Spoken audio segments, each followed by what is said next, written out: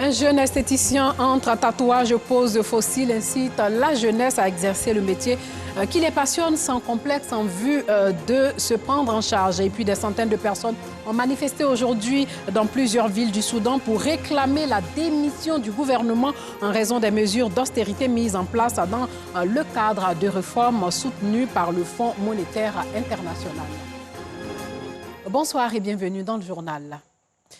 Un jeune homme aux doigts de fée, il se nomme Hervé et a une passion, l'esthétique, plus précisément le tatouage des sourcils et la pose de faux cils. L'esthétique n'a aucun secret pour lui depuis l'âge de 7 ans. Aujourd'hui, il a son propre salon de tatouage qui ne désemplit pas. Hervé rêve d'ouvrir un institut de beauté pour former les jeunes qui souhaitent évoluer dans ce métier. Colette Ilboudo, Clément Boko. Longtemps perçus comme un métier réservé aux femmes, ils sont nombreux, ces jeunes hommes qui ont décidé de faire de l'esthétique leur gagne-pain. Parmi eux, Hervé, installé au marché de Sikoji, dans la commune de Yopougon, il suscite la curiosité et l'admiration de la clientèle. Du tatouage aux fossiles, ce jeune esthéticien fait montre de sa créativité et de son savoir-faire avec dextérité. Il n'y avait personne dans le marché, tu faisais ce métier, c'était seulement que les femmes. Donc c'est comme ça, j'ai approché une camarade, elle m'a appris, j'étais le seul garçon. Donc comme ça, quand les filles la voient, c'est un garçon, tu fais tatouage, c'est un garçon, tu fais rajout. Donc c'est comme ça, un peu, commencer à exercer le métier. Cette touche particulière masculine semble le propulser auprès de ses clientes. Marie Offly est venue se rendre belle. Elle nous confie qu'elle préfère la touche des hommes. Je préfère faire les rajouts chez les hommes parce que je les trouve beaucoup plus courtois, beaucoup gentils, attentionnés. Ils aiment complimenter. Généralement, c'est ce qu'il nous faut pour se sentir bien. Et avec les femmes, c'est totalement le contraire. Elles ont beaucoup de manières. Bon, très souvent, elles se comportent un peu mal. Après avoir appris le métier auprès de sa famille à son bas âge, Hervé, l'homme qui aime rendre belles les femmes, a formé à ce jour une dizaine de personnes. Quand j'ai fait ce magasin, j'étais seul. Les amis m'ont approché. Ah, Hervé, je vais apprendre à faire rajout. Donc c'est comme ça que j'ai commencé à former des gens. Et puis après, ces personnes sont allées faire pour eux. Dans les rêves d'Hervé figure en priorité un institut de beauté pour former les jeunes qui souhaitent embrasser ce métier et comptent s'investir davantage dans ce boulot, peu importe les jugements de ceux qui pensent que ce métier est réservé aux femmes.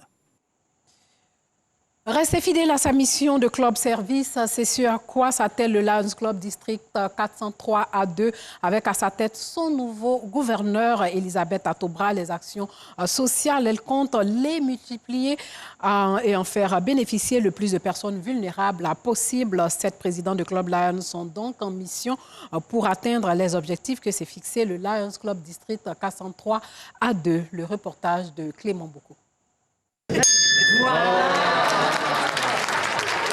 Ils sont élus présidents des clubs Lions de la zone 332 du Lions Club District 403 A2.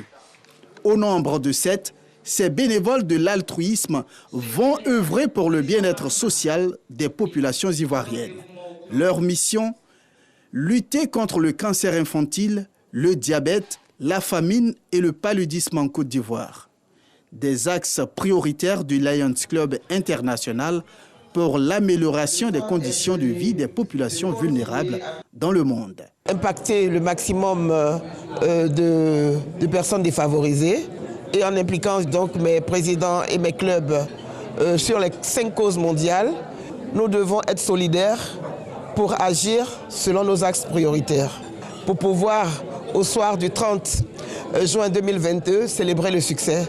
En 2020, plus de 6 000 personnes ont été impactées par les actions de solidarité et de bienfaisance des clubs Lyon de la zone 332.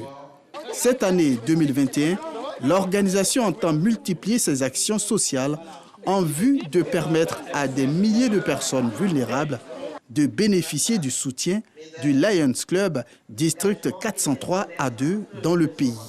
Nous sommes passés de 12 à 26 membres et c'est une immense joie. Nous avons décidé de faire plus à l'endroit des enfants défavorisés et organiser aussi un gala de bienfaisance pour venir en aide aux personnes malades atteintes de cancer et surtout venir en aide à l'Institut de cancérologie du CHU de Trècheville. Renforcer aussi l'amitié au sein de nos membres, faire en sorte que le Lions Club, qui est avant tout un club d'amis, soit un club fort, faire en sorte que tout ce qu'on a réalisé ensemble ou avec les clubs amis soit le plus impactant possible pour nos communautés, parce qu'avant tout, on est là pour servir nos communautés. D'ici fin 2021, plus d'1 million de personnes seront prises en charge dans les domaines sanitaires, éducatifs et environnementaux. Un objectif fixé par Elisabeth Atobra, nouveau gouverneur du Lions Club, district 403A2, pour le mandat 2021-2022. Les besoins en sang sont aggravés par la survenue de la maladie à coronavirus en Côte d'Ivoire. Pour combler un gap annuel de 90 000 poches de sang, le CNTS lance un appel aux dons de sang. Le pays devrait collecter 240 000 poches de sang par an au lieu de 150 000 actuellement. La mutuelle de la nouvelle pharmacie de la santé publique de Côte d'Ivoire a donc initié une journée de dons de sang pour résorber ce gap. Anicette Conan nous en dit un peu plus. Ils ont répondu présent à l'appel du président de la mutuelle de leur entreprise pour cette opération don de sang. Eux, ce sont les agents de la nouvelle pharmacie de la santé publique de Côte d'Ivoire. Objectif, donner du sang pour sauver des vies. Et dire que le don de sang est une activité citoyenne. Vu qu'il n'y a pas de fabrique de sang, il n'y a pas d'usine qui fabrique le sang, c'est un don de soi qu'on fait pour sauver des vies humaines. Non, c'est la première fois. C'est avec une grande joie que je suis là ce matin pour donner mon sang. La Covid-19 a causé une pénurie de sang dans les centres de santé, selon Bamba Sindou, président de la mutuelle des agents de la nouvelle pharmacie de la santé publique de Côte d'Ivoire. Il a donc exprimé sa satisfaction face à la spontanéité des agents. Nous, au niveau de la mutuelle, on a estimé que d'abord c'était une action sociale. Je suis très heureux parce qu'on a prévu 8 lits. On se rend compte à mi-parcours qu'on avait besoin de plus de lits parce qu'il y a de l'engouement. Les gens viennent faire leurs dons. Une initiative qui ne laisse pas le professeur Mamadou Sekongo, responsable du service formation et de la recherche du Centre national de transfusion sanguine, indifférent. Ce don de sang qu'organise aujourd'hui la NPSP vient soulager vraiment les équipes du Centre national de transfusion sanguine qui, depuis plusieurs mois, est confrontée à une pénurie de poches de sang pour diverses raisons. Il faut dire quand même que les Ivoiriens sont formidables. À chaque fois que nous lançons des appels au don de sang, la mobilisation est vraiment totale et effective. Permettez-moi, au nom de Monsieur le ministre de la Santé, de l'Hygiène publique et de la couverture maladie universelle, le ministre Pierre Demba, et également au nom de Monsieur le directeur du Centre national de transfusion sanguine, de témoigner toute la gratitude et les remerciements de notre institution. Sur les 26 millions d'habitants en Côte d'Ivoire, le CNTS a un besoin d'1%, d'où 260 000 poches de sang, afin de ravitailler les centres de santé. La mutuelle de la nouvelle pharmacie de la santé publique de Côte d'Ivoire entend donc multiplier cette opération dans d'autres villes, notamment à l'agence régionale de Bouaké. Les religieux au cœur de la cohésion sociale. La première édition de la Nuit des religieux de Cocody s'est tenue à la grande salle de mariage de la mairie. Le président du COSIM, section Cocody, le président de l'église évangélique SEMA de Côte d'Ivoire et le curé de la paroisse Sainte-Famille de la Riviera 2 étaient tous présents à cette rencontre. L'idée, prôner la cohésion sociale et l'amour, une idée du maire de la commune de Cocody, Joël Gossé. Première édition de la Nuit des religieux de la commune de Cocody dans la grande salle des mariages de l'hôtel communal. Prêtres, pasteurs et imams de la commune sont concernés.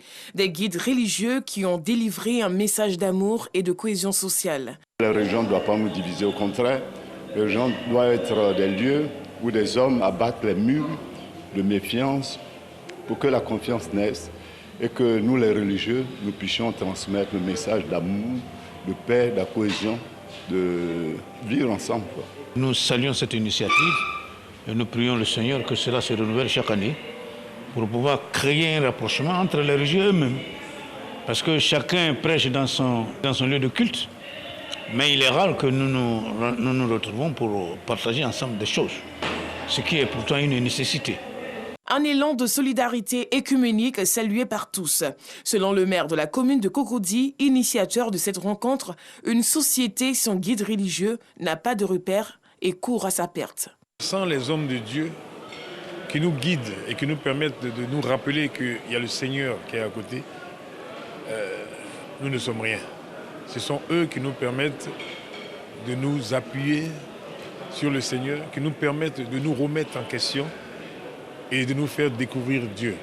Et en plus, des élus de Dieu. Donc au moins, pour une fois, nous pouvons les honorer.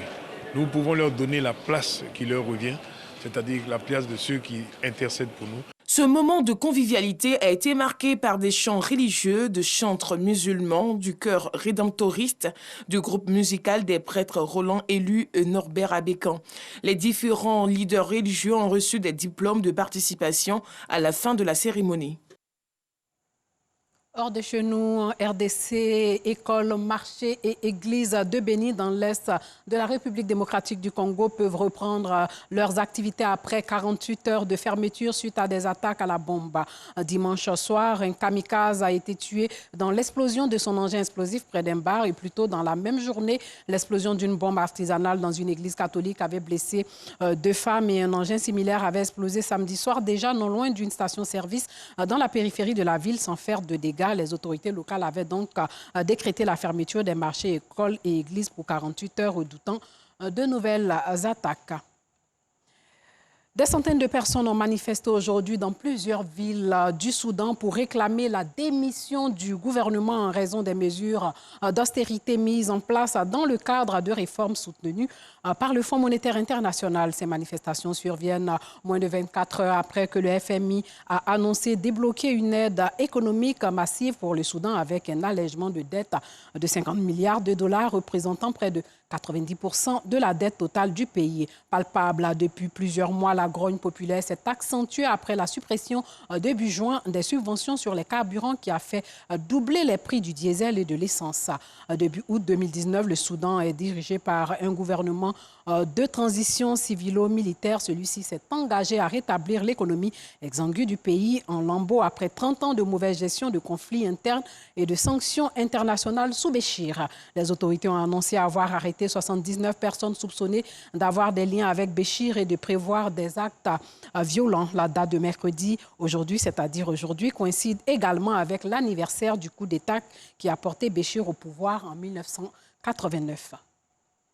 Et puis le ministre algérien des Finances, Aymen Ben Abdelrahman, a été nommé aujourd'hui Premier ministre en remplacement d'Abdelaziz Djerad à la suite des élections législatives anticipées du 12 juin. Il est chargé de poursuivre les consultations avec les partis politiques de la société civile pour former un gouvernement dès que possible. Le mouvement de la Société de la Paix, MSP, le principal parti islamiste en Algérie, a annoncé aujourd'hui qu'il ne participerait pas au nouveau gouvernement faute de ne pas avoir obtenu satisfaction sur certaines de ses revendications. En Afghanistan, les retraits de troupes occidentales se multiplient après l'Allemagne. L'Italie annonce avoir rapatrié ses derniers soldats dans le cadre du retrait accéléré des contingents de l'OTAN. 723 soldats italiens ont été blessés et 50 autres ont perdu la vie sur un total de 50 000 militaires déployés ces 20 dernières années en Afghanistan. L'Italie était avec les États-Unis, la Turquie, le Royaume-Uni, l'Allemagne, l'un des 5 pays les plus engagés au sein de la mission. Un peu plus tôt dans la journée, c'est l'Allemagne qui a annoncé avoir achevé le retrait de ses troupes d'Afghanistan, commencé en mai dernier, alors que l'armée américaine doit quitter le pays d'ici le 11 septembre prochain. Et pour finir, sachez qu'en Chine, les Chinoises sont face aux troubles alimentaires. Poids d'à peine 28 kilos, chute de cheveux. Au plus fort de son anorexie, Zhang Qingwen a frôlé la mort. Cette jeune Chinoise veut désormais sensibiliser ses compatriotes avec la première exposition en Chine consacrée aux troubles alimentaires. Nous reviendrons sur ce reportage de l'un de nos confrères de l'AFP dans notre prochaine édition. Merci de nous avoir suivis et surtout, portez-vous bien.